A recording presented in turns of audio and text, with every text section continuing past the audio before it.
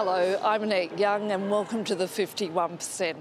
In this special edition, we're coming to you from the southern French city of Toulon that's holding a classical music festival with rather a different note, one that's celebrating the work of women composers.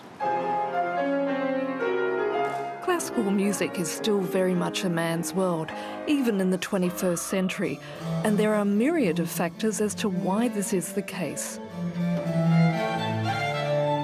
In ancient Greece, women took to the stage, but with the exception of Sappho, the lyrical poet from Lesbos, few composed their own pieces. In the Middle Ages, the church banned women from making music. Considered impure, their distracting presence wasn't welcome in the choir. They were also excluded from the avant-garde of musical creation, because the invention of sacred music, including polyphony, happened in universities and cathedrals, which were exclusive to men. During the Renaissance, orchestras remained exclusively male, and wind instruments were considered inappropriate for women. However, in aristocratic families, girls could take up music lessons. The 18th century saw the emergence of female composers. 100 years later, women were taught music in schools but weren't encouraged to pursue their talents. Abraham Mendelssohn infamously told his prodigal daughter, "Music could become a full-time job for your brother Felix, but for you it must remain a hobby, never the basis of your existence and your actions." Clara Schumann, 19th century Germany's greatest female pianist, dropped music to take care of her husband and their 7 children. She wrote in her letters that when she worked, it prevented her husband from writing music. She rather helped her husband's career, writing and copying partitions, conducting concerts when he was too tired, but little by little, she stopped writing her own music. A fate shared by Alma Mahler, whose husband Gustav demanded complete and utter devotion. What is this job, writing music? From now on, you'll only have one profession, to make me happy.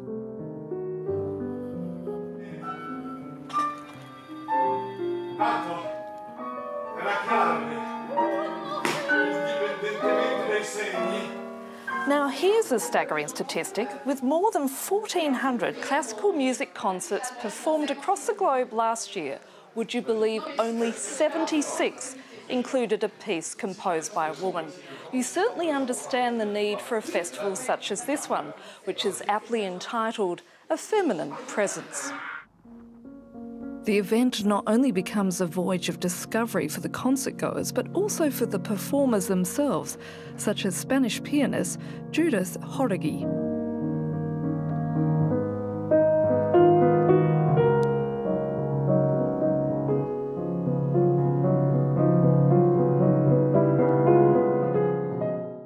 Judith, who were you playing?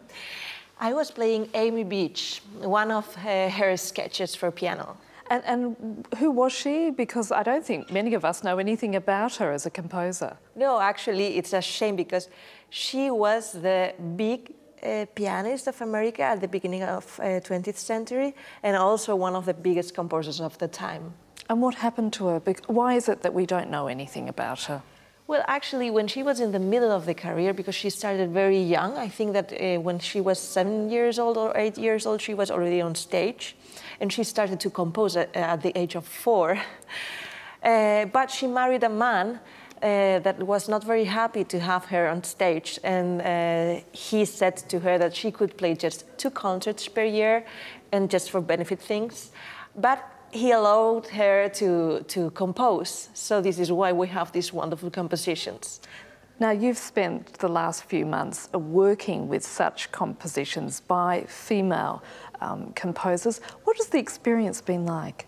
At the beginning, I was very embarrassed because I didn't know this music. Of course, I knew Clara Schumann because she was the wife of Robert Schumann, and I already played some pieces by her. But Amy Beach, I didn't know. Luis Adolfo Lebeau, neither. And I never played Gubaidulina before. So the first thing, I was shocked to know how many female composers there are, because this is just a selection. I could select a lot of works of a lot of women. Now I know that I have to, not only me, but musicians, women and men, we should pay this historical injustice, pay it back, and bring this beautiful music, good music, to the stage's light. This is also your first time at this festival, but do you think that a festival like this that focuses solely on the work of women composers, that it could be counterproductive, that it leads to the segregation of women's music? This is an interesting question. I would like to play this music with the biggest works that we already know, that we know that they are men. But I think that music is music. It's not female or men, and we should play it together. I think this festival is very nice, the initiative is very nice, and the focus on the female compositions is good, it's positive. But the next step is to bring this music, for example, this Amy Beach, which has a very German structure, to bring it with Johannes Brahms. This would be very good. As a female pianist, do you think there are differences in the way that you approach the instrument as opposed to a man? Not as a female, as a person. I mean, we are all different.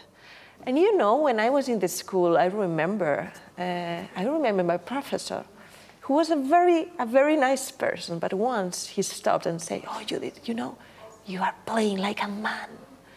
And he was... Really? Yes, and he was very happy with that.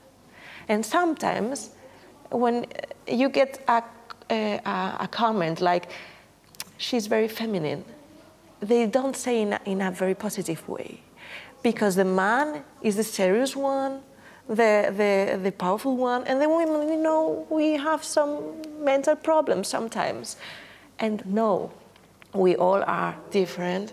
We all can bring powerful, sensitive, and intimate and explosive things from ourselves. What advice would you give a young girl who's wanting to become a pianist like yourself? Follow your heart and be true to yourself, always. Judith, thank you. Thank you. For leading British soprano Caroline McPhee, this year's festival was not to be missed, as it offered an excellent opportunity to perform lesser-known works.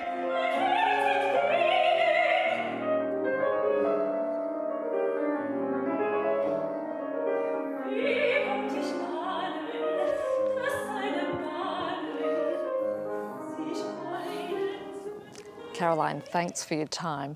Given the low number of female compositions, what has the world been missing out on? Well, an awful lot. But we have to also acknowledge how far we've come.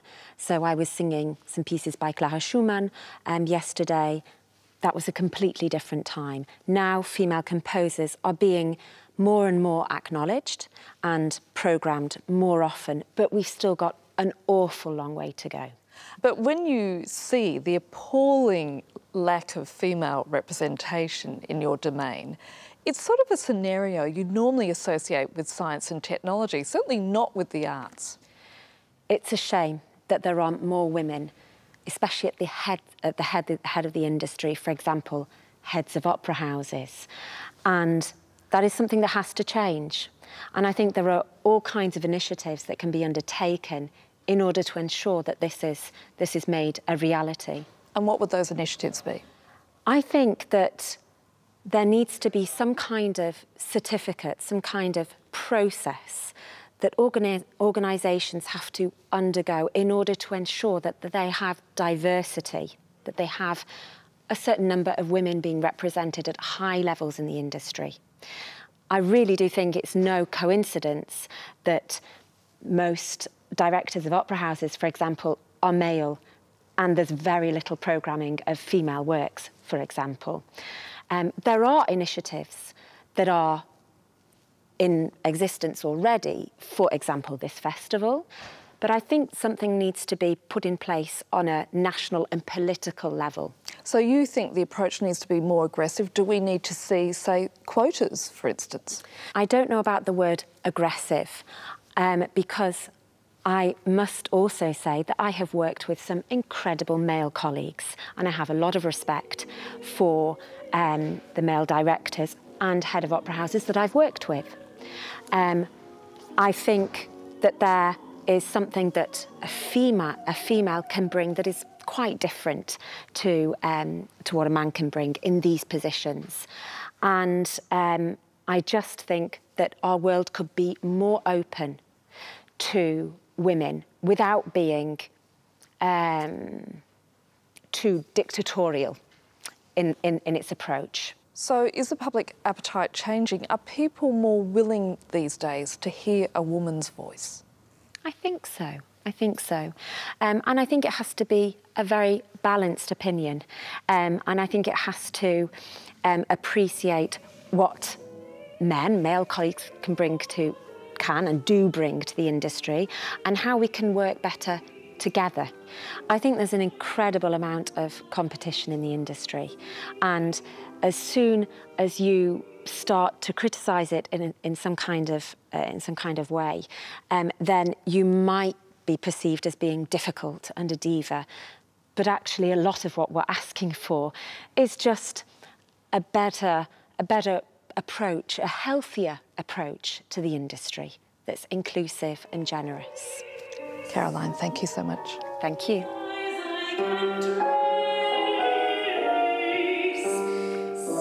So that's it for this special edition coming to you from Toulon in the south of France. Until our next show, bye for now.